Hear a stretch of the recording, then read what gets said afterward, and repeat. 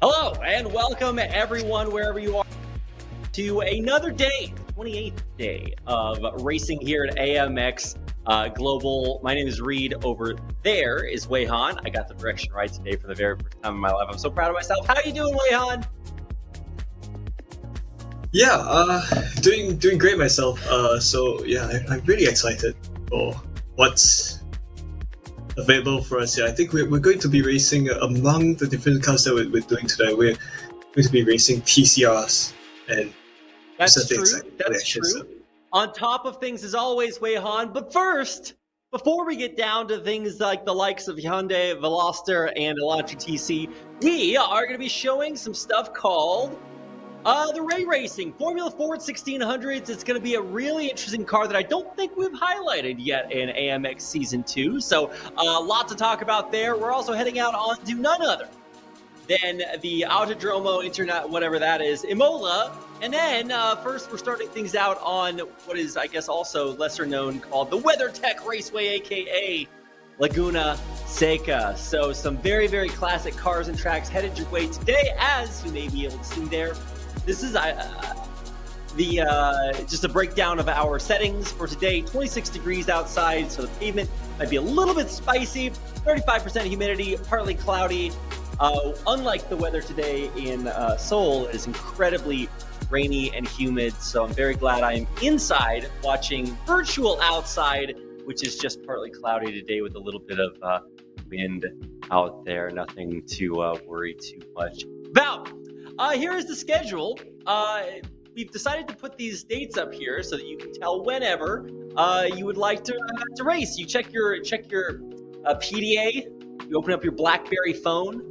You can see the dates and schedule when you would like to join us here as part of AMX Season 2, Day 28 is today. 29th comes tomorrow, and so on.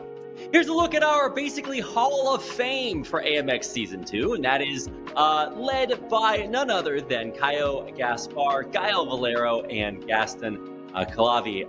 Really exciting to see some of these faces, but I just want to point out a couple of stats, right? Gael Valero, 67% win rate. When this guy enters, he wins the race. Number one, 67% of the time. On the other hand, Gaston Calavi only wins 5% of the time, but he's right up next to this guy, $50 less. And that's because he's raced in about 17 more races. So you're going to get there one way or another, whether it's consistency, whether it's ability. It'll be good enough to put you up at the top of the standings. So congratulations to all of our incredibly talented racers. This is a look at what we're racing for today in our first race of the day. It is an AMX 5, so it costs $5 to enter. Hope you guys can figure that out. 25 points for first place. Each point is $1. Which means that if you get first place and you get the fastest lap, you are going to get 5 plus 5 is 30 buckaroos.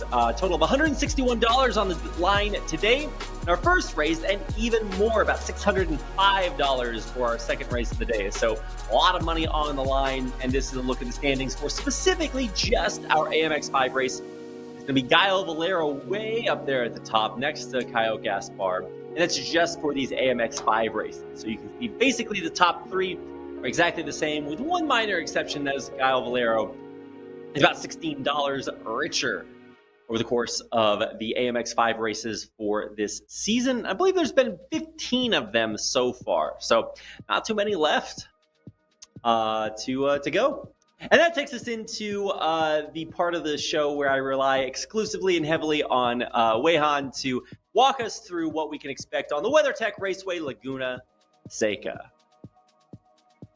Oh yes, it's one of the staple racetracks on at least the free racetracks available to iRacers. So Laguna Seca, of course, it's had a long history. One of the more famous racetracks on the Pacific West Coast. And certainly one of the, of course, is famous for, among all things, it's famous for that one particular corner, the corkscrew corner, that kind of descends four stories worth of the height within just the chicane. It's also situated in a dried up lake. And I think what's really interesting about this racetrack is it's also used for bike racing. What that means is that the layout of the track really is quite flowing, and it's got plenty of interesting water sequences which are kind of a favorite for a lot of drivers who come here. So the car in particular that we're racing here, yeah, I got too excited earlier on. I thought it was going to be a TCR, but it is the 1600 that we are coming here with Laguna Seca, and of course these very interesting cars, similar to the Formula Vs and well, without spoilers and stuff like that. I think it's one of those more popular entry-level Formula cars that a lot of iRacers would come across during the start of the iRacing careers, and it's definitely great to see these machines racing here. Yeah, these are going to be the Ray Racing. It just says Ray, but it's Ray Racing is the company, and they have been building Formula Fords for, gosh, it's been about 50 years now. They started in 1971, and these are the 1600s. So one of the very, very early versions of it. Of course, it's been iterated on quite a bit since then.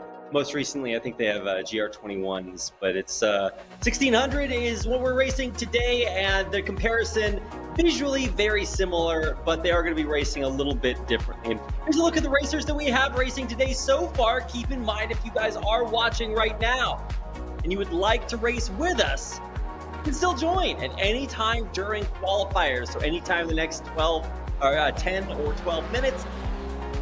Sign up on amxrace.com, and you too can get a part of the $161 prize pool for today's AMX5 race.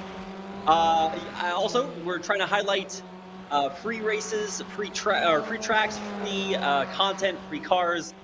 So trying to make it a little bit more accessible for everybody out there, and that's one of the reasons that we are out here on fabulous Laguna Seca. So it's going to be a beautiful day out here. Like I said, the weather here in real life is quite bad, so you can always experience some nice shining sunny vistas in iRacing and look good doing it. Really love the car cams for Formula Vs and things like this Formula Ford, because it gives you the opportunity to really put yourself in the driver's seat. And for me, this is even more accurate because the driver model for iRacing is actually not quite as tall as I am. This is more of exactly what I would be seeing if I had crammed my body into this impossibly tiny clown car. This is the experience I would be getting. So very relevant, resonant for me as we hop on board with Jackson Kalavi, who is currently third place overall standings, and climb up a little bit higher as he faces off against what I would say is a very difficult field of competitors in our time today on Laguna Seca. Yeah, I do have a very strong roster here today. Of course, racing these Formula V look-alike cars. Now I'm starting to get confused. How many Formula cars are there on iRacing that don't have spoilers? So yeah, drivers are now going to get laid on the map.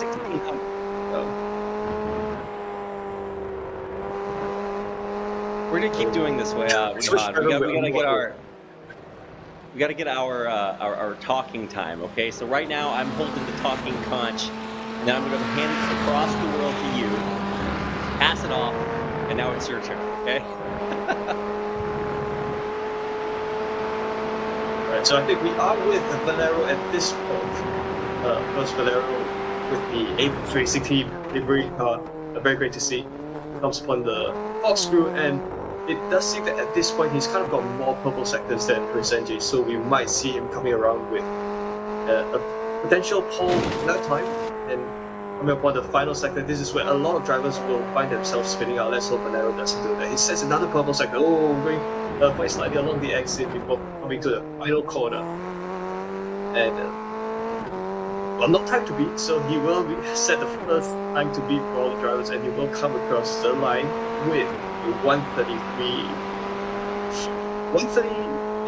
Would that be? Oh, he doesn't set a lap time. I think he might have dinged his lap time a little bit earlier on. So Cool Harvey has provisional pole for 1:31.821. Yeah, I actually expected to see him set provisional pole time that time too. So you never be too sure. Guile Valero, you're not used to seeing him down on the bottom of the standings. And we're showing you their iRacing rating right now based on the ELO system, but for all intents and purposes, it's more of like an average look at how you are in general. The issue being that you can be incredible at racing one car, hop in the seat of a car you've never raced before. Maybe it's front wheel drive versus your normal back or rear wheel drive, and you're like, okay, what am I doing here? You spit out all the time. You look like an idiot. Not going to be the best representation of your I rating. However, Kyle Valero, 9.3K means that he could be racing a tin can down the racetrack, powered by I don't know, a very energetic hamster. He'd probably still place top 3. So the idea is he's incredibly good, and so we're expecting to see some very good participation from him today. Now, correct me if I'm wrong, Weihan, but did we see Diego Villarreal on the track for a brief moment there? Yeah, it amazes me because I think we've hardly seen Villarreal take on qualifying laps, but now he's on track. He's left the pits and he's on his out lap. But then I'm not sure if he's going to then actually do a proper time lap as someone spins out there. We'll see if that's the case later on.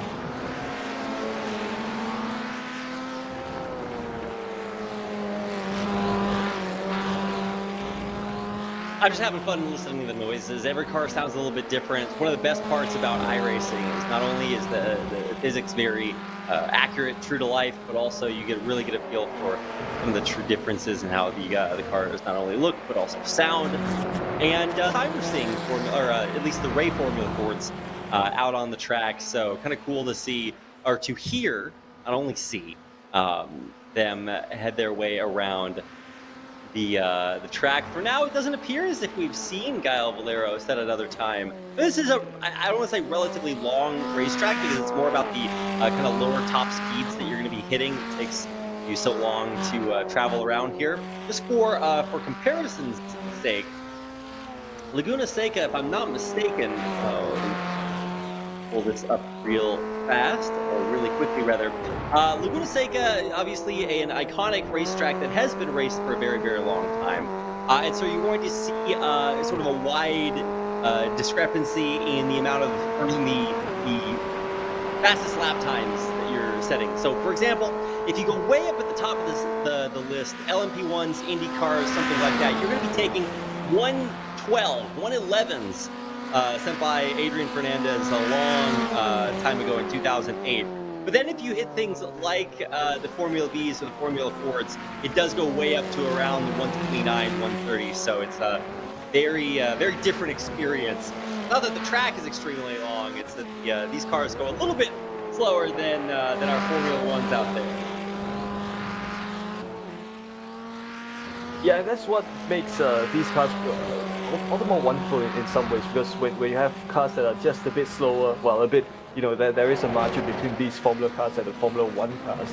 It does mean that you can get closer, more manageable racing without having to be at the cutting edge in terms of racing skills. And I think, well, that's not to say, because these drivers here are kind of some of the best on all of iRacing. So I think we should. As a result, we should still expect absolutely close racing with these cars, albeit slower than usual. And we should see absolutely competitive lap times, because it does seem that the lap times in general would be within 1 second of one another, and that is a good indication of the pace that the drivers have here around Laguna Seca.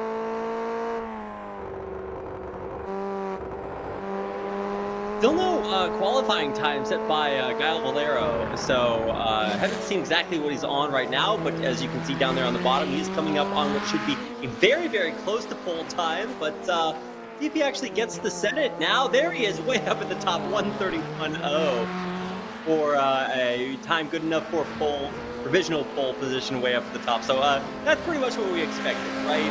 Very, very quick lap time. It took him a couple of trips around the track to set it, but no surprises. Our number one player in the standings on the leaderboards right now, Gael Valero up there in the top, and Clavi, Resende, Zamperlini, and in theory Villarreal at the bottom, but he's a little bit allergic to qualifiers, so we won't see him out on the track to set one here today, most likely.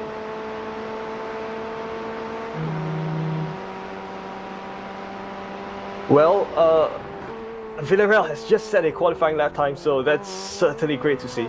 Although it is lap time within 1:32, but still great stuff nonetheless. The drivers are within 2 seconds of one another.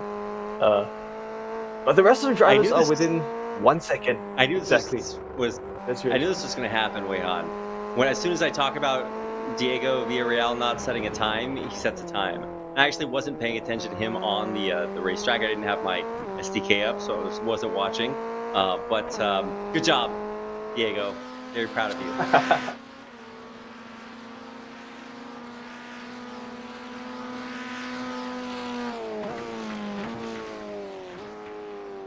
Okay, so what are we doing here? We are looking at continually faster and faster times being set, and this time it's Calavi who, with 10 seconds to go, beats out Gael Valero by 400ths of a second. Now, this is group qualifiers, so Gael Valero, given that he started his new qualifying lap before our 10-minute qualifiers expired, he gets to finish this, and that means he has a little bit of time left to now retake that number one position from Calavi, who's not setting another time, as he just did set a pretty good one. So that's good enough for him. We'll see if it is good enough for Gael Valero. He's on not a fastest lap pace by any means so far, so it does not look like he is on pace to upturn that, I guess, kind of cheeky overtake there. Calavi able to set a very, very good time for himself. Now let's see what it looks like as he heads through the corkscrews. Gael Valero absolutely capable of some incredibly fast times out here. And this is actually a little bit of action before the race even starts, right? We're still in qualifiers, and we're going to see if Gael Valero is going to be able to fight back and take back that provisional pole position. Well, check flags in the air, and well, it would seem that Valero is around. Unfortunate spin out there. That is not what we like to see, and that is all but going to do it for Gael Valero's qualifying attempts. We're going to see some attempts out here from guys like Diego Villarreal, Fabio Zamperlini, but I don't think they're going to be improving that much on their previous times, and so it'd be very surprising to see if Villarreal does not improve, and Zamperlini, as he heads across, does not improve as well. So that is going to be it for our qualifiers.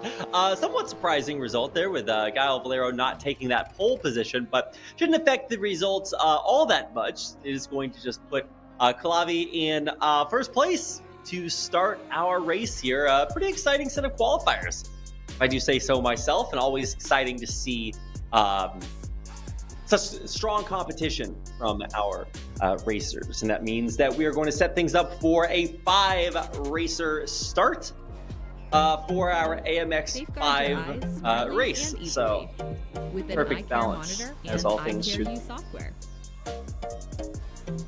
Yeah, absolutely. So yeah, the drivers were very close indeed during qualifying, and well, I think that like previous races have shown, I think that's going to mean that the racing will be very intense. Of course, all the guys are all the way up in the pointy end, and certainly something we can look forward to. So well, racing at Laguna Seca, to me, from my experience, it's always had mixed outcomes. So sometimes you can have an excellent race, and sometimes you can have races where things get quite a bit eventful.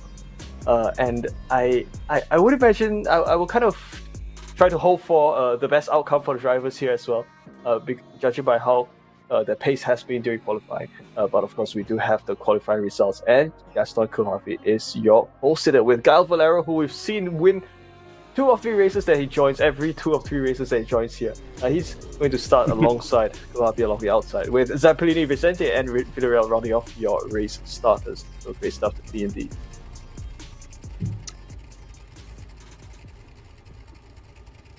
And there they are, our racers all but one out onto our grid for the first race of the day.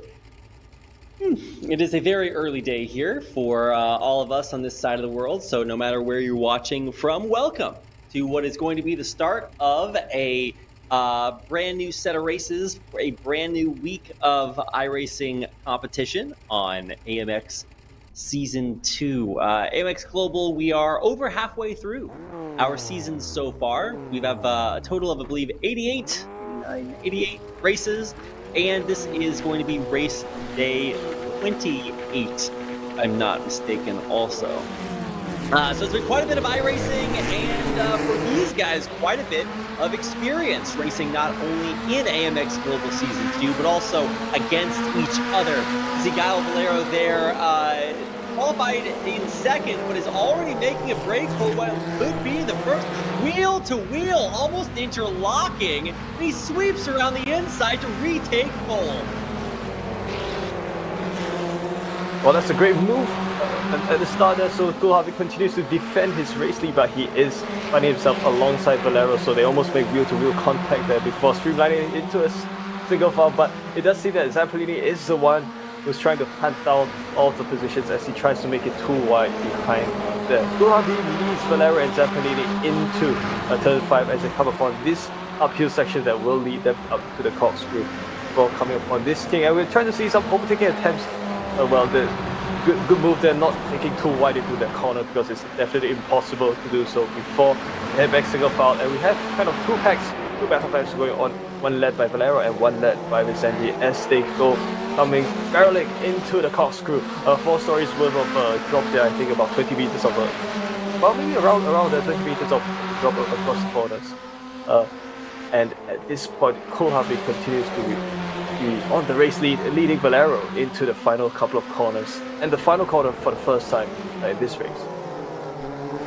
Yeah, we're coming around for one of our first completed laps, and it looks like Calavia has been able to retain that first place position spot thing.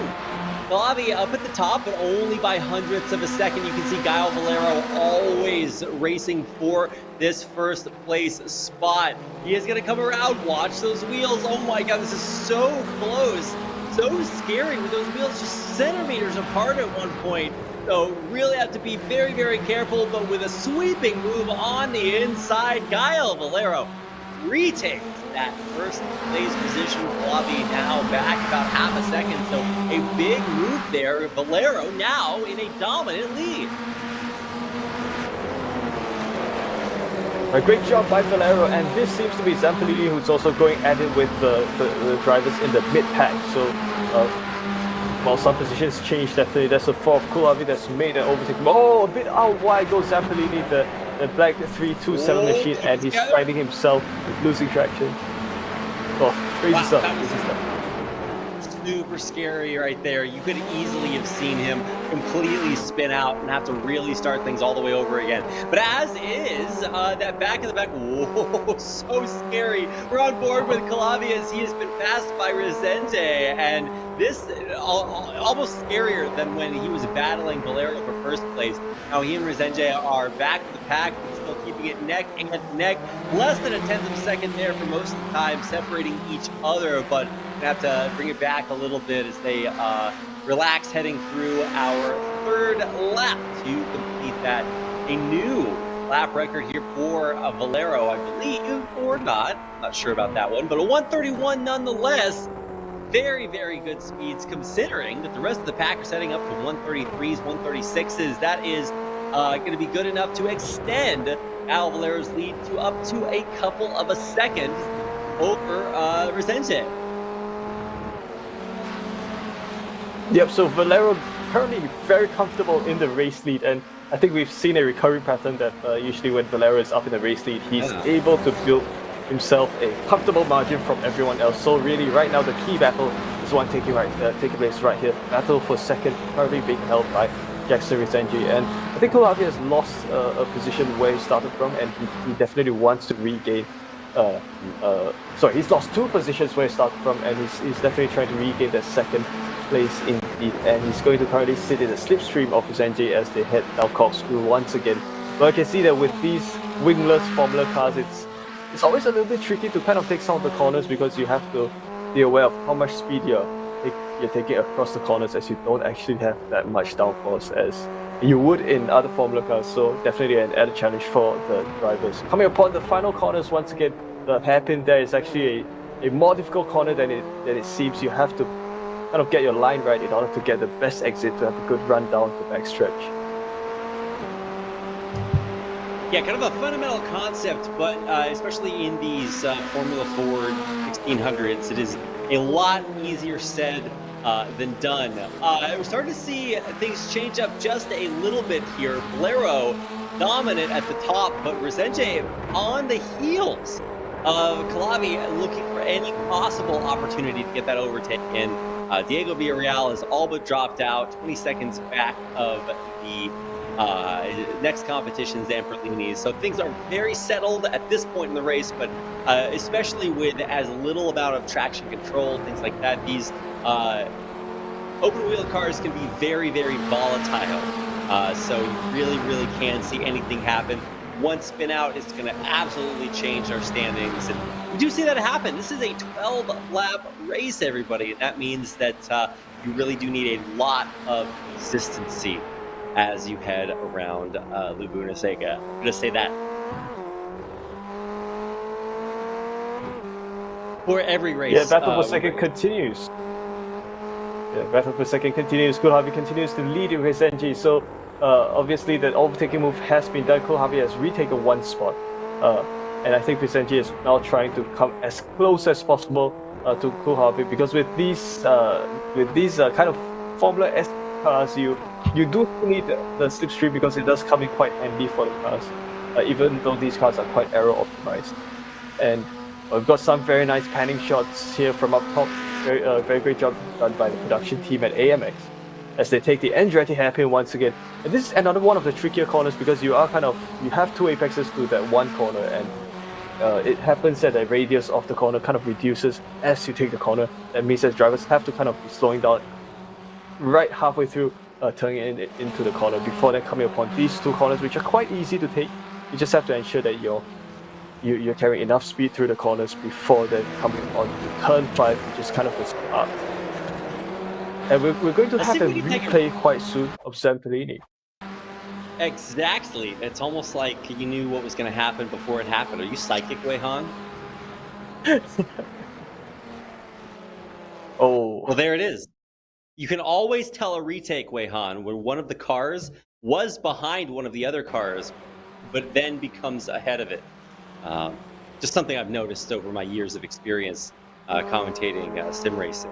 But yeah, a little bit of a spin out there, and that's the second time so far that we've seen near disaster saved by some extremely skillful driving. Now on board with Resenge, trying to retake his position there. Well, I guess it wouldn't be retake, because I believe he started out here, but still, great driving by all of our drivers. But for the most part, this is where the action is going to be focused as we head through the halfway point in our time today on Laguna Seca. It's Resenge there in the middle of the pack, and absolutely it could go either way, right?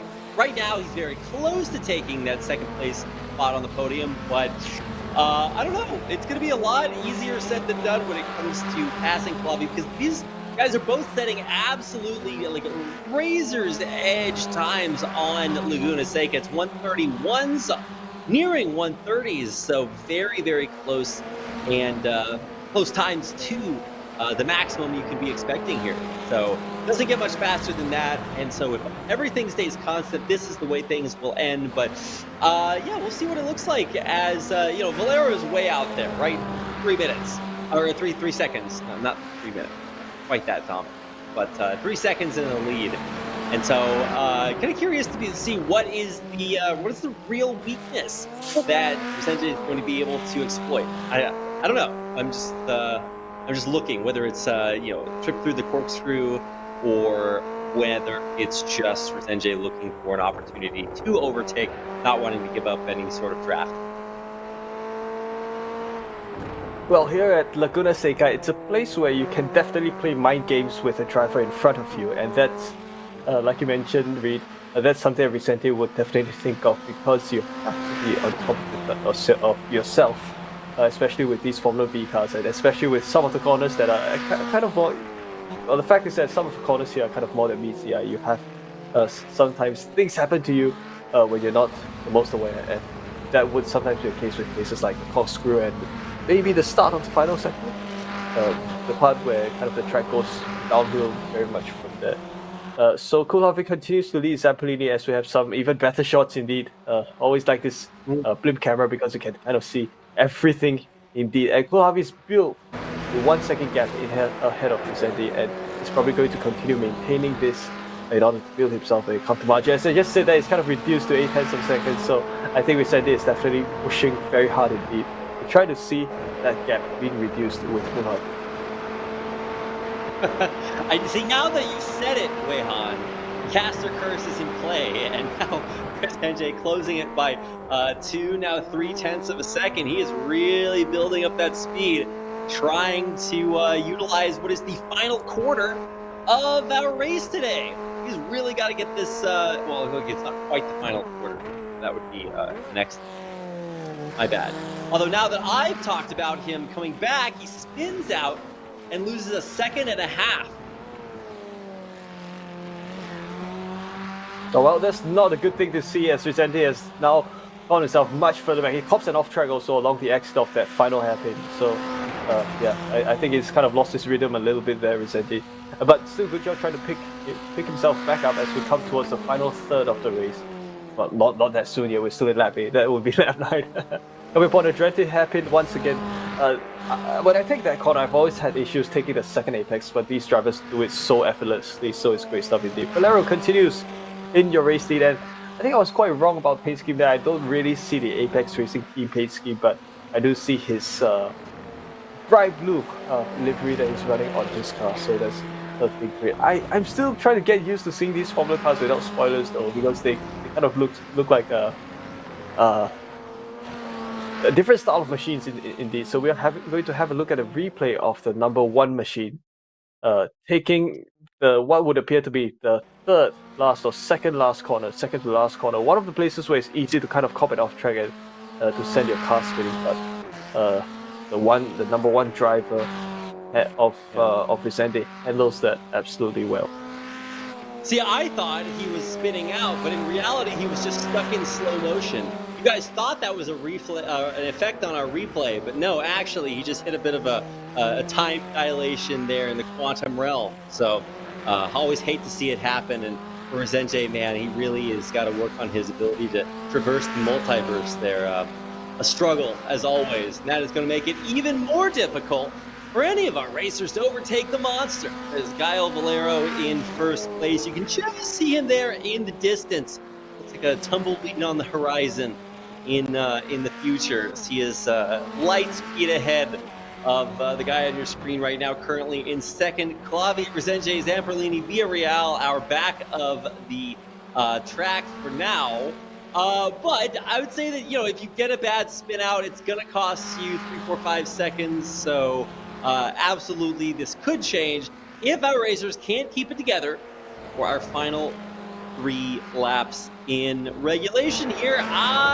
It's been rough, but we haven't seen anything major. No crashes, I guess we did have like maybe 1 or 2 off tracks, but not anything incredibly difficult. Right. Whoa, just as I talk about it, Resenge there heading way wide. Yeah, no, man, this is a real case in point of our caster curse. Really gotta keep that one in the holster. Only pull it out when you need it. It always happens when you least expect it, don't you, Reed? Yeah, but I'm still oiling it up. I'm still fine-tuning it because we've got about half the season left. Weihan, I gotta save my jinxes for when I need them the most. Currently, with 2 laps left, heading through the finish line, it is Gael Valero, Calavi, Resenge, Zamperlini, and Villarreal, and this is going to be basically the way I expect it to finish. See what I'm doing there, Weihan? I'm trying to mix it up here, but I don't even think that my caster cursing skills are good enough to change what has been a very settled, established standings for now. Gael Valero, I think, certainly in first place for the rest of this. And there we go. All right, I'm doing it, Weihan. Although it doesn't appear to have changed very much. Well, it's almost settled in, I would say. It is settled in, but almost, because all the drivers are kind of spaced quite far apart. So drivers are kind of going towards what we would call the hot lap mode. So no battles. Everyone's kind of handling the games on their own, in their own game, and Their goal now is to kind of nail each lap that they take around this track. I think one culprit of I guess cars spinning out here. The last time I did a race here, I spun out almost every lap, so that's not a good thing. Those red curbs by the apex, right, can send your car flipping around. It can send your car spinning at the very least, or even flip around. I've actually flipped a couple of cars here just because I took the corner a little bit wrongly. I think I was a bit too aggressive with the apex, and that kind of sent my car upside down. Don't try that. But with these Formula cars, it's fine nonetheless. So we're having a look at various different drivers now, with the Valero coming by with a 1:35.63, so a new fastest lap session wide. So it does go to show that if you have raw pace, that's sometimes good enough to maintain your lead over the rest of the drivers. Yeah, and I'm not saying that you should chill if you're ahead this much, right? I mean, the faster you race, the more volatile it can be, the more dangerous it is. And so sometimes you get that lead, you're out to a few seconds in the lead, it's better to just, make sure that you execute. But no, Kyle Valero is all about that speed. So he is continuing to lengthen his lead here and will be, for all intents and purposes, the person to start off our white flag coming up. Is about halfway around now, heading into that corkscrew, and we're going to see Kyle Valero really show us how it's done. This is everything you could ever expect from a race here. Ooh, a little bit shaky there, but managed to keep it all together. I'm trying to curse this guy as hard as I can, Weihan, but it is not effective. Too good.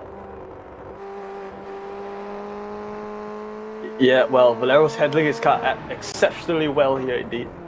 You can kind of see that, with these cars, sometimes you can kind of read by the way the drivers handle the cars, right? You can tell whether they're having a good time or if they're having a hard time. So Valero is one of those drivers who's having a good time with the cars, because thus far he's been on top of his car as he comes around for the white flag.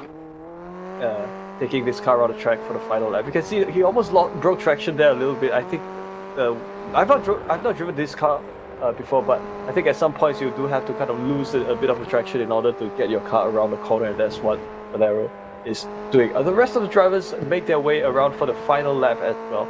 Of course, Villarreal is also still racing with us. Certainly excellent stuff.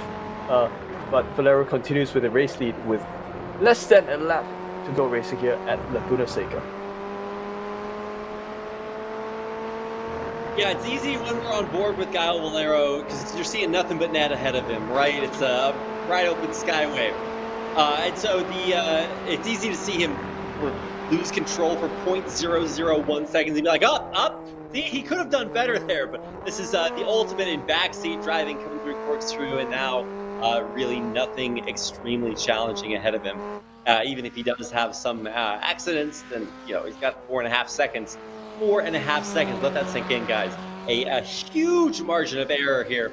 Coming around what is our final turn, looking for a checkered flag. About to head his way as he will head through the grid into Legend.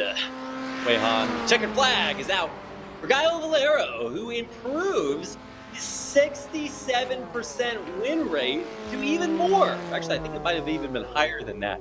This guy's looking at 70% of the times he enters the race. He's on top of the podium. Flavio Resenje following him in there, with Zamperlini now crossing the finish line for a checkered flag of his own, and Diego Villarreal coming up, bringing up the lead from behind, crossing. And that is going to do it. We've had an amazing time here on Laguna Seca, the scenic scenery. Who doesn't love dirt? Desert, sand, my favorite. I'm saying that as somebody biased who comes from the northern part of Texas, and so it is. This is what I used to see when I looked towards the left, towards West Texas. It is nothing but desert. And so that's going to do it. It is 12 laps over and out with none other than Kyle Valero way up at the top. Flavio Resenje, Zamperlini, and Diego Villarreal to round things out for our time today in Ray Formula 4 to 1600s on Laguna Seca.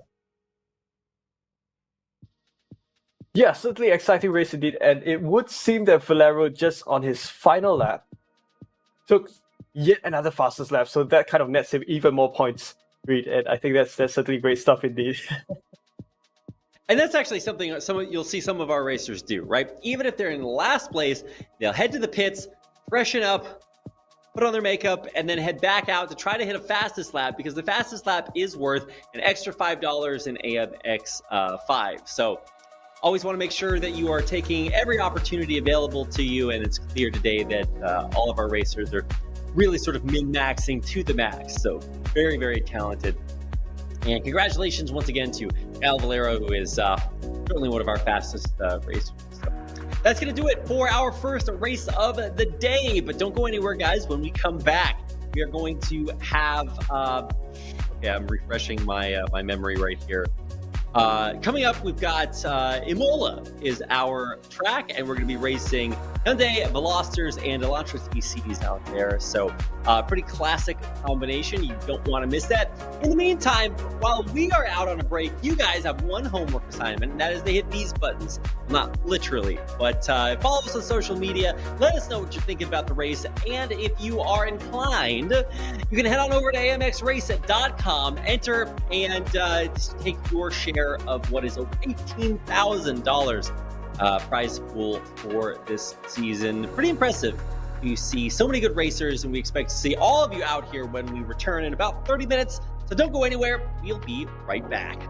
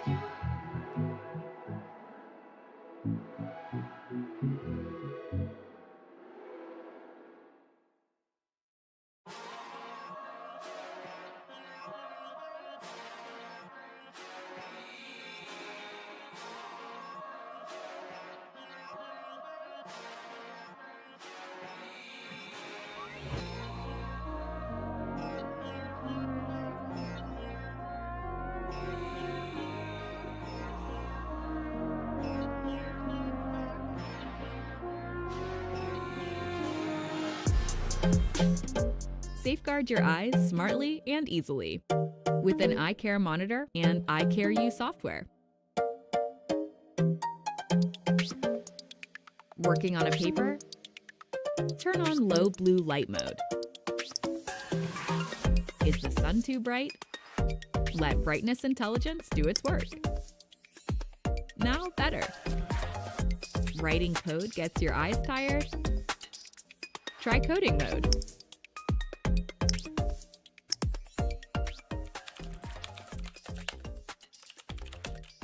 Forget the time. Light Reminder lets you know. Totally immersed in the movie? Minimize software won't distract you. Break Reminder and Force Break help manage your screen time.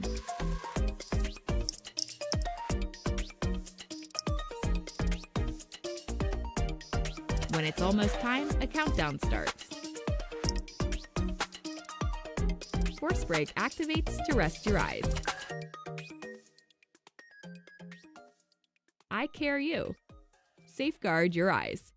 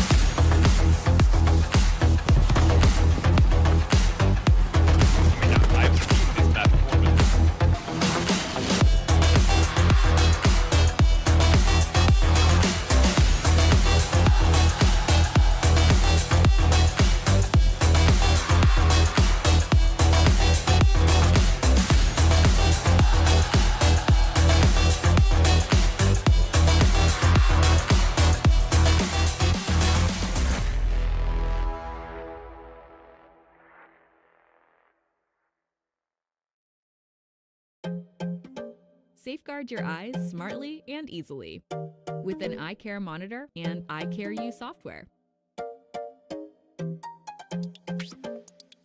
Working on a paper? Turn on low blue light mode. Is the sun too bright? Let brightness intelligence do its work. Now better. Writing code gets your eyes tired? Try coding mode.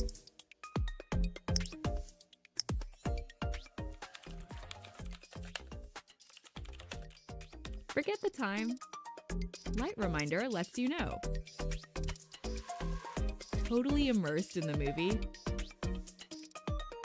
Minimize software won't distract you. Break Reminder and Force Break help manage your screen time.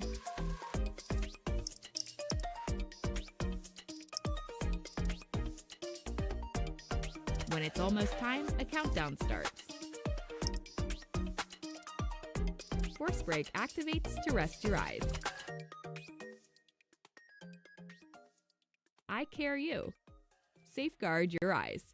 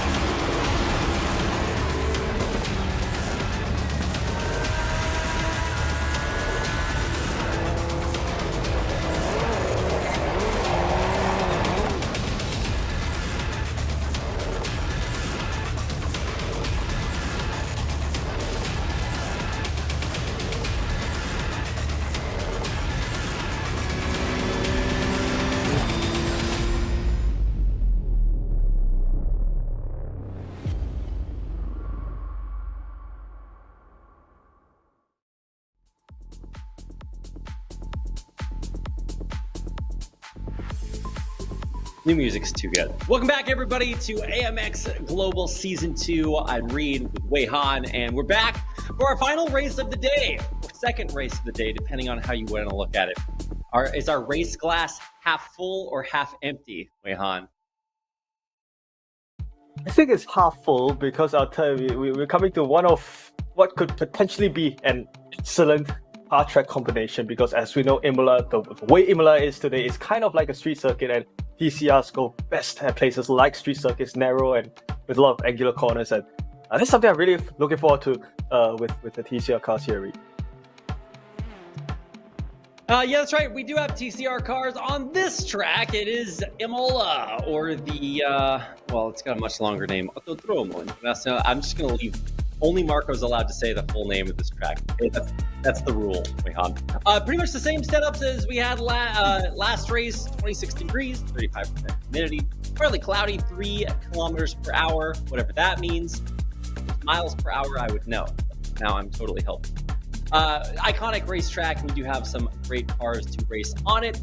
And we'll be doing that racing on these days, specifically day 28, which is May 27th. Don't let that fool you, because coming up we have day 29 on the 28th. And then we even things up for 30th on the 30th, 31st on the 31st, and then we go way out of whack again. But these are the days you can race with us by heading over to amxrace.com and signing up. Now easier than ever with prize pools like these. Let me break this down for everybody watching, okay? So you pay $20 to enter an AMX 20 race. And if you place in the top 13, you win your money back. So if potentially, say we had 10 drivers, and you were last place, you would at least win your money back, with the top 10 obviously making even more. And there is a fastest lap time, so if you're the fastest, get an extra 20 points, and that looks pretty good to me. 100 points for first place for a maximum of 120 over one race. So an absolutely incredible amount of money on the line. $605, and these are the players that have won the most of it in AMX 20 races at this tier. Caio Gaspar, number 1. 949, Fabio Zamperlini, Victor Miranda, Jason Resenge, and Gaio Valero. Kind of interestingly enough, our second place overall has actually only placed sixth in our... Has only placed sixth. There we go. Whew. Rough day. Sixth overall, 465 in the AMX 20 standings. So kind of interesting to see that. Josh Perwin, Quarantine Inez right below him. And you can check out those standings on amxrace.com. Same place you can sign up to race in races like this. Get your name up there on the board. So coming up next, we're going to take a look at our track for today. It is Imola. Wei-Han, walk us through this iconic raceway. Yes, so I shall not attempt to say the name of the full name of the racetrack. Only Marco can do that. But obviously, we all know this place as Imola, one of the most iconic racetracks in the world in Grand Prix racing, any kind of racing they bring here. And for a fact that it's no longer a flowing track as it was before 1994, it is still a very challenging place for cars to come by, because of the fact that you have to get your braking right at all before all those corners that you see kind of on screen. So it is a place with quite a fair bit of elevation changes, and the bends are definitely not really gentle nowadays. It's got a lot of chicanes and stuff like that. So definitely it will pose a different kind of challenge for drivers, especially coming here with the TCR. So we're using the Hyundai TCR cars, specifically the Elantra and the other one. So two Hyundai TCR cars here. So these TCR classes are definitely a very popular class of racing. First introduced in 2014, and it's spawned many kind of national and regional series all across the world equally. It is also very popular here in Asia. And well, the one thing about TCRs that makes it so unique is that it's front wheel drive, and that means that it's going to offer drivers a different kind of challenge, and will also open opportunities for drivers to have a lot of close quarter racing indeed. And that's really one of the selling points of these TCR machines, Reed. Yeah, absolutely. You're going to get up close and personal, and it's going to be really exciting to race out here. So one of the reasons that we changed things up a little bit for Season 2 or for in season 2. Halfway through the season, we're like, okay, we need to make some we need to make the cars and tracks accessible, but we also need to feature content that everybody is familiar with. TCR cars, very, very accessible. You're going to be seeing tons of tournaments with these in them, and we do have some of them represented here today in the one moment. My screen. Okay, it's back. Represented today in the Hyundai Veloster and Elantra. You see, getting some drift action, spinning out there, back on the course. It's going to be a great course to watch these TCRs in action. And still checking out exactly who we have racing today. I didn't have my line timing up, so I have to do things the hard way when we show it on our screen. But some really cool liveries out there, and we're going to be seeing a lot of those Hyundais this season, as we do have an exclusively Hyundai Day coming up here in Thursday, if I'm not mistaken. So it is our second week of trying out this new schedule, so we're still trying to figure out, what's the best combinations, what are we looking forward to. So if you guys have any feedback on AMX Season 2, you can, of course, hit us up on social media or head on over to our Discord server, where we are always happy to engage in well-established, consequential discourse with any of our like-minded individuals out there on the internet, which is essentially what I like to refer to as, or what I like to consider Weihan and I's conversations like. Except that I think most of the time that we talk Weihan, it's just by sending memes to each other in the Discord. That's about right, Reed. Well, we do have the practice results out, and it is a good indication of how at least the top 3 drivers are really very close to each other. Of course, we've got the rest, the other half of the field where, well, Valero hasn't set a practice that time. So I'll tell you something. Well, in fact, speaking of some of us having chats over our Discord, I think Marco once said that he loves TCR so much. He abides by these cars religiously, and I have to learn that from him. I have to learn how to appreciate these TCR cars, because I think the racing they produce is definitely exceptional. I need to get to like them and maybe buy one of these cars on iRacing or something and actually try them for myself. I do have the Audi, but I haven't driven it. Same here, Weihan. That's definitely my situation also. Anyway, we're a minute 15 seconds into qualifiers here. You'll be checking out exactly who we have running today. It looks like we have about 6 racers coming through. Newcomer Leo Mora joining us today for our TCRs out here on Imola. And always interesting when we see new or newer racers, and obviously Leo's been racing with us in previous seasons, come in to challenge our established roster of AMX Season 2 superheroes.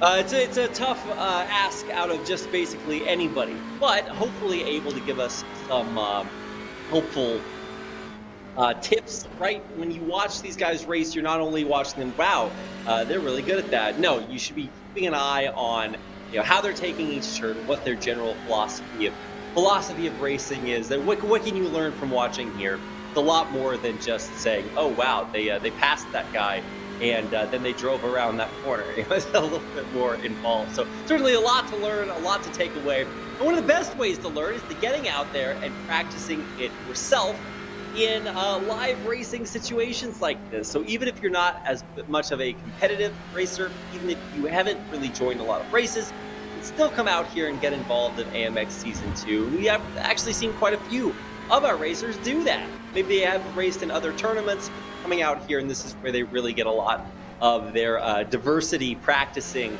under a lot of different conditions, many different tracks and cars, and we are always happy to see new faces joining us over the course of the season, as we have here once again today. Now, about 3 minutes into qualifiers, we see what our qualifying times start to look like as our racers head through what should be the first of a few qualifying laps. You see most of them about halfway through their second laps. See what they put up there. As Gael Valero does rejoin us and is currently setting a monster of a lap so far. See what he puts up as he finished second place in our initial race of the day out of Laguna Seca. Now coming in looking to not repeat that, as he is 100% going for what should be the fastest lap time so far.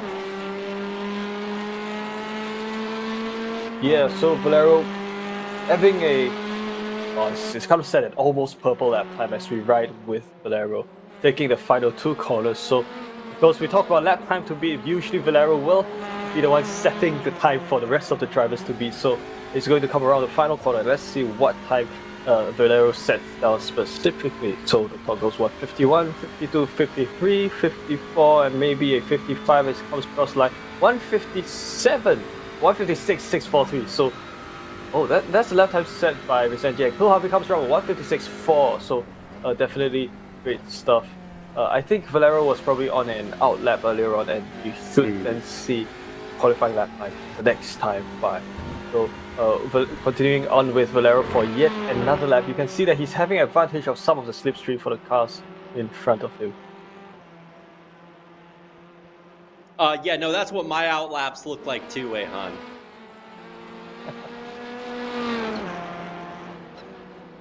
Okay, so what are we looking at here? Yeah, Valero, Mora, Villarreal, all yet to set times. For Diego Villarreal, it says that we're following him right here, and I think I'm looking at a mirage, because I mean, is this a new Diego Villarreal? Is he letting his like small dog or hamster use his rig to race with right now? Is this a qualifying lap from Diego Villarreal? I never thought I'd see the day, but I guess every dog has his day. Wait, was that? Did he not get time for that? Okay, never mind. Oh well. Well, it's quite easy to cop off track here in Imola. Well, let's hope he sets a lap time down indeed. Last time, during the previous race, Villarreal did dial in a qualifying lap time. And it's always better to have a qualifying lap time than not, because at least you're guaranteed a certain position and you're not like left to the random how iRacing will determine your starting position if you don't have a lap time. So yeah, great stuff indeed. With Valero once again, and he's going to come around the track and probably take the start finish line with a 155.7. So blows the rest of the drivers out of the water with such a fast qualifying lap time. Indeed puts him up in professional pole as he comes breaking for the Tamburello chicane. So, well, great stuff by Valero indeed. Yeah, I was actually surprised as you were, Weihan. I was expecting like 156. He's like, nah, not quite. 155 here in our TCR. And as far as our lap records go, if you're racing LMPs or Formula One here, as obviously this is a very iconic Formula One track. Just a few years ago in 2020, we had Lewis Hamilton set the fastest time ever recorded on Imola at 1:15. So we're not quite racing Formula One, but for TCRs, we are looking for times in and around about the 150s, the high 150s. So obviously we're not racing at our peak speeds just yet. Our drivers are still feeling out the tracks, and when it does come to touring cars, it's like Nicola Escona set a 151 here in 2021. So still some improvement left to see from our racers, and I believe Weihan. I'm always optimistic, especially in group qualifiers, right? You can set things, you can set your situation, your spacing up as much as you want, and then just go for it, get your hot lap out, and see what the maximum times are going to be. And for guys like Gail Valero at the top, we saw a 155 come out. I think he can get a little bit better, so I'm always watching these lap times. And as we come around the track, I'm actually seeing Jackson Resenge set himself up very, very well, and indeed it is good enough for a top 2. So really impressive lap being set there. Still not enough to take out Gael Valero. Well, a great attempt nonetheless. Well, the lap here is not exactly easy. You have like almost 2-minute lap time here, which means that the track is definitely one of the long ones, and with long tracks, you kind of have greater margins between the lap times of various different drivers. We're now with Leo Mora, one of the names that we've seen in the earlier days of AMX Global Racing sometime last year. So it's great to see Leo racing with us once again. He's back with his iconic paint scheme. Always good to see.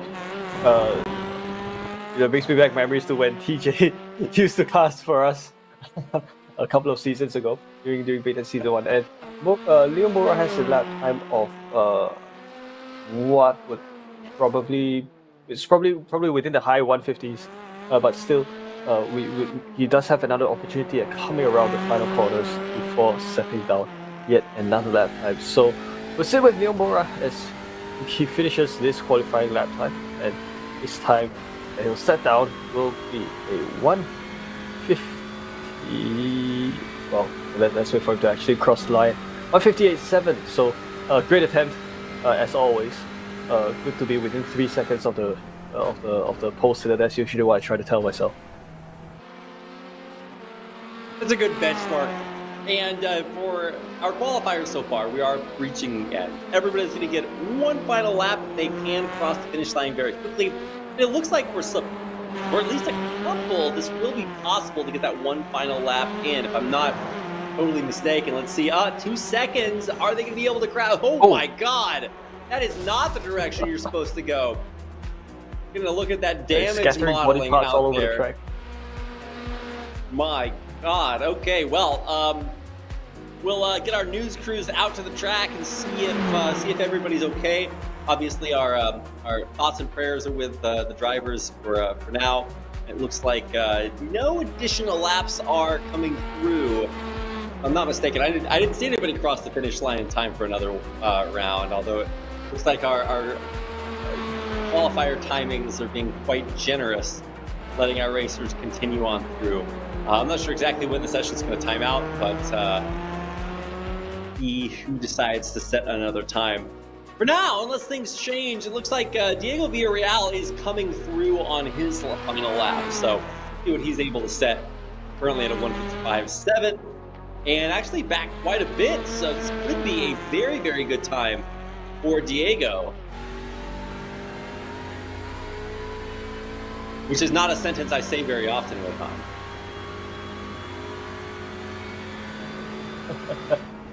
Well, great to see Diego out here racing, doing qualifying, I mean. So he set a 156 lap time, which is definitely fast. Well, actually, all the lap times that the drivers set here are definitely very fast for me. I'm never able to achieve these lap times. So your qualifying results will mean that Gal Valero will start from pole in pole position, obviously. What I say, Jackson Resende will start alongside Gal Valero on the first row. That is second place. Fabio Zampellini and Gaston Kohavi will start from the second row, with Diego Villarreal and Leo Mora rounding out your starting grid of 6 drivers. So all of them are in Hyundai Hyundai Elantra TCR cars with maybe one Veloster, I guess. So certainly very exciting race ahead of us with what will kind of be like a Hyundai TCR series in some ways, if you may. Yeah, we do have an explicit version of this, but in this case, it looks like we are mostly heading out in those Hyundais. So very popular touring car, and so it makes a lot of sense to see them out here. Almost fully populated grid, getting ready for our start here today on Imola. And, it's been a little bit for me since I have seen this. I was watching Monaco qualifiers yesterday and just learning all about the many iconic tracks of the world. And, of course, we're seeing another one of them represented for us here today. Certainly one of the most iconic race tracks, whether it's Formula One or just about every race in the world wants to have their time for a trip out here on to Imola. And for TCRs, we're going to see it again today in what I could say, Weihan, is the highest tier of competition, AMX 20. Here today, $605 on the line, and of course $100 for first place, $20 for the fastest lap means that there is a lot to race for here today. Smoking up the wheels, getting ready to go for our standing start out for our time here. 6 drivers on the course, ready to get things underway. Yeah, there seemed to be a bit of jostling at the start there between the drivers in the mid-pack, but it is Valero leading the rest of the field with Vicente in second. So I think everyone's been kind of calm now. Someone's got a little bit of that's the number 22 machine.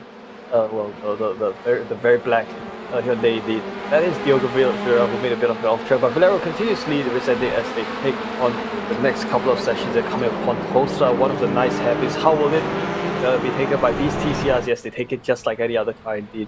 So go a bit of off track. Vicente does go a bit off there. I think with these front wheel drive cars, it is a bit difficult to nail your corner exit because sometimes you feel like your car is kind of being dragged outside, outwards as you take the corner. So we have a swap of positions. Koolhavi has made 2 positions gain, of course at the expense of Lizenje and Zampellini. So Koolhavi in that South America racing team PCR car leads the field as they head into Acque Minerali, one of the more difficult corners here at Imola. And everyone's through, halfway through this racetrack, very safely indeed. Okay, yeah, a little bit of some rough up there by Diego Villarreal. He finds himself way back of Leo Mora going through in 5th now. So I'm not sure exactly what happened to Diego, but as we watch Gael Valero, he's still very, very dominant up in front. And in the night, you're able to see Gael Valero not only obtain that pole position, but then use that to avoid any sort of jostling, jockeying for position there in the middle of the pack and just get way out front and maintain that position, racing primarily against himself for the most of his races here in AMX Season 2, setting a 2:01 on his first trip around the track. Well, that's a very fast race pace indeed, and of course when we come towards lap 2, that's where we might see Valero set even faster lap times. So we're now riding with Vicente on this tactical racing PCR car, well, one of the top race teams in Brazil. So we do have 2 shots of the battles that are taking place. So of course, well, screen or screen, that's another battle that is taking place, a battle for 5th between Leo Mora and Diego Villarreal, both also very fast riders indeed. So right back there, an overtaking attempt being made right at that part of the track, but this is a side-by-side between Koolhavi and Vicente as they take the stretch on the approach to Piratella corner. Oh, that goes around us. I think that's Koolhavi who's been spun around, and Vicente takes back his second place. So that was an unfortunate moment for Koolhavi as he returns to 4th position. And that's the great thing about touring cars, Weihan, is you're gonna see it get a little bit up close and personal. You're gonna see a lot of jockeying back and forth, a lot of kind of rough riding here a little bit as Resenge, you can see really struggling to maintain that second place spot. Zamperlini on his heels. If cars were to have heels. And now I'm just imagining what that would look like. Zamperlini keeping it close, and that middle of the pack is absolutely where the action is at.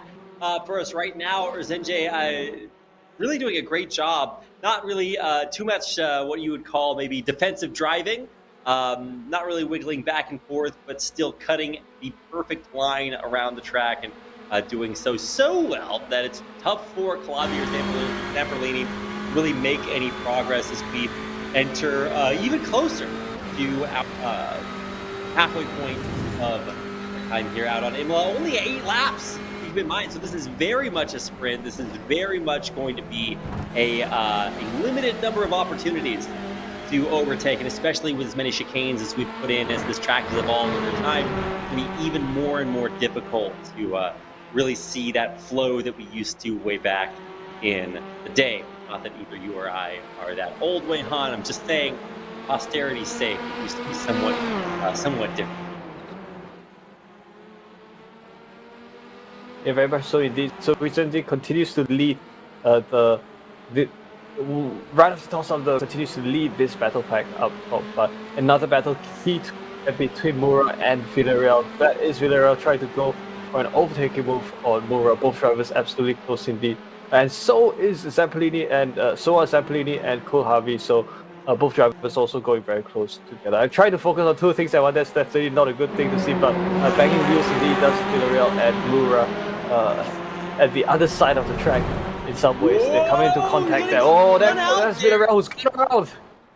The battle for fifth is a battle indeed, and coming out of it like a, I don't know what your analogy is there, but our solid black car getting out way in front, and what a way to do it, Weihan. Very, very impressive showing there by Diego Villarreal. Not sure exactly what happened there, but you can definitely see he was embracing the bumper car motif we had today. I was saying that things would get up close and personal, and they really, really did. You can see Leo Mora now on his heels, looking for maybe a little bit of revenge. No, possibly. I think Mura kind of wants that back. Well, quite a bit of a toss-up right here as well. But Mura continues to trail Villarreal by just quite a bit of margin. So the next, well, of course, for Mura right now, his job is to try to close that gap as much as possible before having an opportunity to make any more overtaking moves. I think Kohlhavi is also going to have some opportunities with Zampellini. So obviously, this is a situation of Brazil versus Argentina right here. Kohlhavi 0.4 of a second behind Zampellini as they take Umbrella once. No, that's not Umbrella, that's Villeneuve, before coming on to Tosa. As they finish off the first sector of the racetrack, well, you can see that right at the halfway point of the race here at Imola, the drivers are definitely getting very close indeed. And of course, this pack being led by Resende right in front.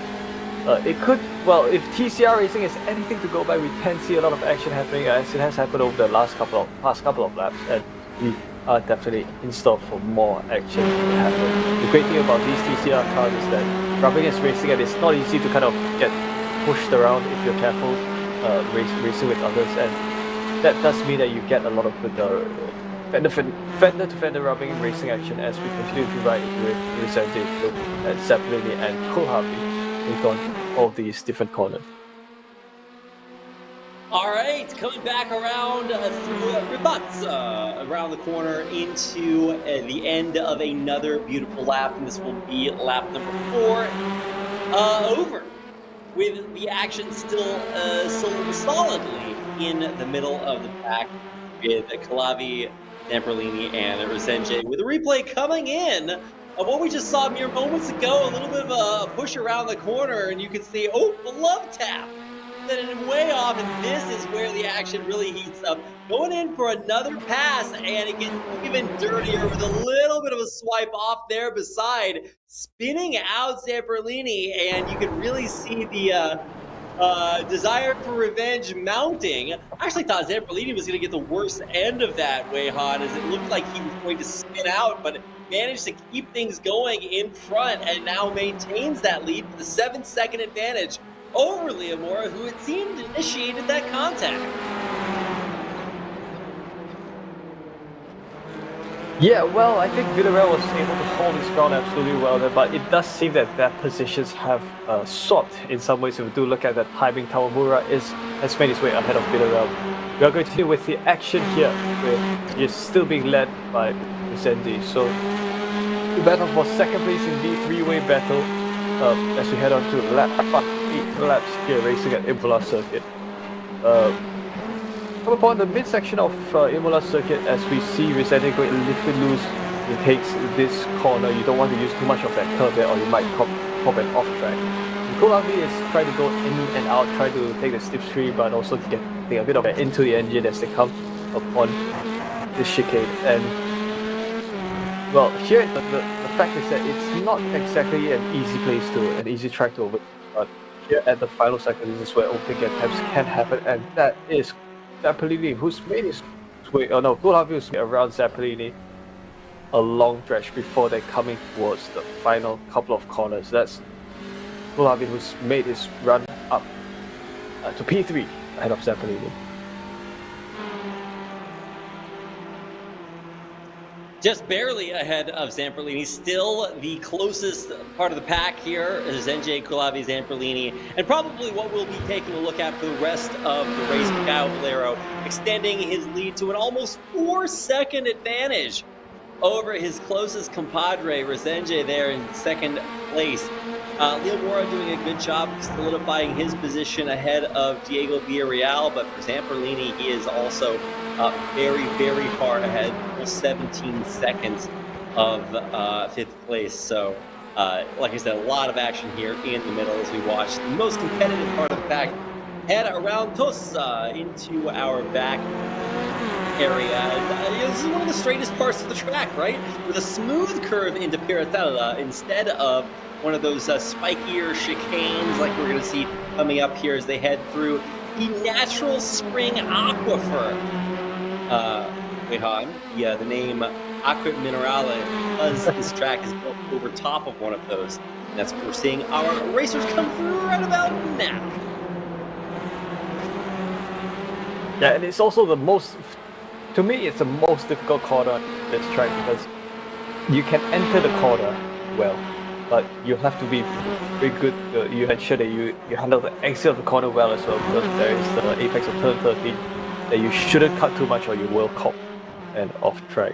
Also quite a difficult place to do overtaking moves, so certainly a tricky stuff for the drivers as they come upon this short stretch before then making their way down the final 2 corners. I like the final corners a lot. This is kind of one of the few corners on this track where you can really carry quite a lot of speed through. And it's also very crucial for drivers to take turn 18 of reverse very carefully before then getting the most optimal exit possible to take on the front stretch itself. And I think Marco once said that something special with the racetrack here at Imola is that the main stretch isn't exactly straight.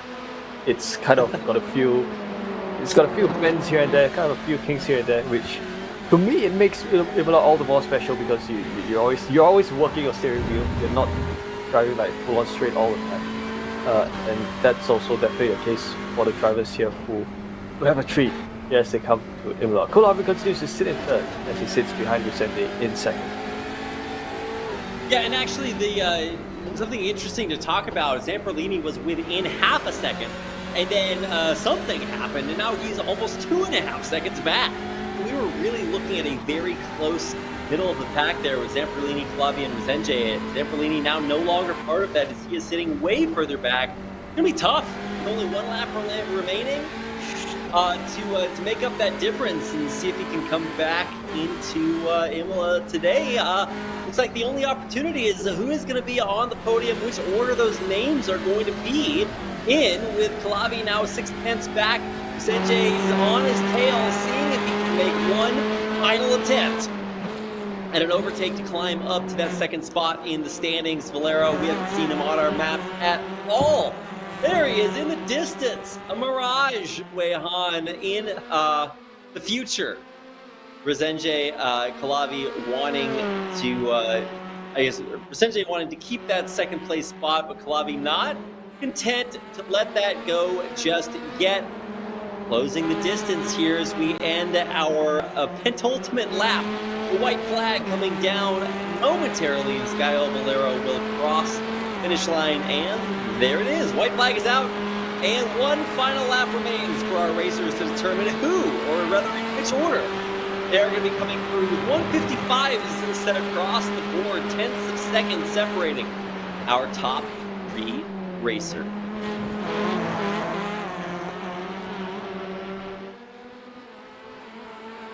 Yep, so that is the remaining battle that's taking place here. Battle for second place that we hopefully will see last all the way out to the final moment of the race, on the moment's race. Let's hope that this will last all the way through to the checker flag. So final lap for Kohlhaave. Of course, the top 3 drivers are of course within the podium, both recently and within the podium. So they will still get a good outcome out of this race nonetheless. But it is up to Kohlhaave to absolutely decide if he wishes to push further and make it all count within this final lap. So the number 1 machine of Resende continues to lead the number 2 machine of Kohlhaave into some of these corners. Piratella going over the crest, going downhill indeed before preparing for a difficult entry, measured entry into Aqua Minerale before then trying to go for a good exit. I think it might have come to a bit of an off track there, but Resende will continue to lead Kohlhaave towards the second half of Imola here, as Kohlhaave is kind of desperate to try to look for an overtaking opportunity, but if he's able to hold this well together, he goes off track indeed, try to optimize that exit. It is going to be Valero who will most likely win this race, but the heat of battle is right here with Resende. So Valero will take Varsa to then take this race here at Imola. He is going to probably come around the start finish line to take the win here at Imola. But right now, the battle for second seems to have been licked and set by Resende, who it is going to definitely be Resende indeed, who will come around the start finish line in second with Kulavi in third. Yep, Kulavi just really couldn't find that DRS button, right? He was so close there, just like 2/3 of a second behind, unable to make that happen, and that will send us to the end in much the same way that we started in the beginning, Weihan, with a very exciting 8 laps in our TCRs out on Imola. Some iconic moments in that track, most of them happening towards the back for our drivers. It really does give you the opportunity to see not only a showcase of what Imola can offer, but also just some of the skill that we're showcasing in AMX Global Season 2. Some nice sand art being drawn by our Zen masters here in their gardens, and getting some final, I guess, practice laps towards the end of the race, making the most of our session time before it does time out. This is the first time that we're seeing, at least I think this is the first time we're seeing TCRs on Imola. We might have gotten that once before, but this is a look at the standings. Gael Valero up at the top of the standings in first place. P1. P2 is Jackson Resende, Gaston Calevi, Fabio Zamperlini, Leo Mora, and Diego Villarreal, rounding things out there at 6 spots for our field of 6 racers. And just to remind everybody out there, it's $20 to enter, but you win your money back if you place in the top like 12 or 13 spots. You make money if you're top 10 and above. So, saying there are 4 spots here for players who could enter and win a lot more than they put in. So it's just something to keep in mind for everybody out there who has not typed amxrace.com into their browser yet. You too can do that. I promise it's as easy as it sounds. You head on over and join us here to race with us at AMX Season 2. Well, Weihan, we're done for today. It was a treat indeed. We've seen quite a lot of good racing action during the start of race at Imola, and it definitely was the case here at during the start of race at Laguna Seca, the previous race, and it was the case here at Imola as well. And I think it does definitely go to show that drivers who come to race at AMX, they definitely know their craft, and they definitely know how to deliver a great show for all of us. So I think within this race, we did see quite a lot of racing action. So obviously it was Valero who led from start to finish, set the fastest lap, basically bagged it, absolutely. But there was a huge toss-up in the second lap, which kind of saw some of the drivers upend their positions in some ways, which led to quite a lot of good, interesting outcomes. Very interesting day of races indeed, Weihan. Love the way you put it. And if you guys didn't get a chance to watch our race front to back, make sure to catch those first 2 laps on Laguna Seca. Absolute bangers. And you can catch all of our broadcasts under the live tab on AMX Global YouTube channel, which is at AMX Global, if I'm not mistaken. You can see all of our links down there at the bottom of our screen, whether you want to follow us on Twitter or Instagram, Twitch. We're also broadcasting there as well as on YouTube. You can head over to our dusty little TikTok, and if nothing else, make sure to join our AMX Global Discord. You can find out about any special offers, get involved in the community, or at least check out our dank memes. Obviously, one of the most impressive parts about this season. Besides the tracks, the drivers, the production team, and everything else we have going on, it's been an amazing day of racing here at AMX Season 2. We look forward to seeing you back here again tomorrow for even more action as we head out on to suspense. It's going to be NASCARs, ovals, all that goodness coming your way tomorrow. You don't want to miss it, so make sure to come back and see us in just about 24 hours as we head into another beautiful day of AMX Season 2. We will see you then.